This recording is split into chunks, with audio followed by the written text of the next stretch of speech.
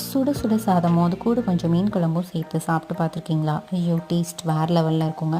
இதுக்கு நான் ஷீலா மீன் எடுத்து வச்சுருக்கேன். கூட சின்ன வெங்காயம் பூண்டு சேர்த்து அரிஞ்சு வச்சுருக்கேன். இப்போ கடாயில் எண்ணெய் விட்டு கடுகு, சீரகம், சோம்பு, வெந்தயம் 4 ஆட் பண்ணிவிட்டு இந்த அரிஞ்சு வச்ச பொருளோடு 3 தக்காளி கட் பண்ணி ஆட் பண்ணிக்கோங்க. இப்போ பெரிய நெல்லிக்காய் சைஸ் அளவு புளியை நல்லா ஊற வச்சுக்கோங்க. இப்போது இந்த தக்காளி நல்லா வதங்கியாச்சு. இதில் குழம்பு மசாலா 3 டேபிள் ஸ்பூன் ஆட் பண்ணி கொஞ்சம் தண்ணி சேர்த்து உப்பு சேர்த்து நல்லா மிக்ஸ் பண்ணிவிட்டு நீங்கள் மூடி போட்டு வேக விடுங்க.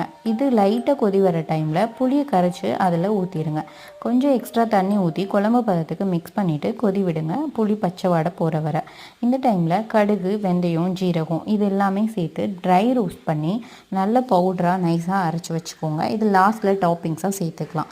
இப்போ குழம்பு கொதி வர ஆரம்பிச்சிருச்சு. இப்போ டைமில் நம்ம மீன் துண்டுகளை சேர்க்க ஆரம்பிச்சிடலாம். இப்போ நம்ம அரைச்சி வச்ச அந்த பவுடரும் கொஞ்சம் கருவேப்பிலையும் தூவி 10 நிமிஷம் சிம்லேயே போட்டு வேக விட்டிங்கன்னா மீன் குழம்பு ரெடி. ஃபுல் வீடியோவோட லிங்க்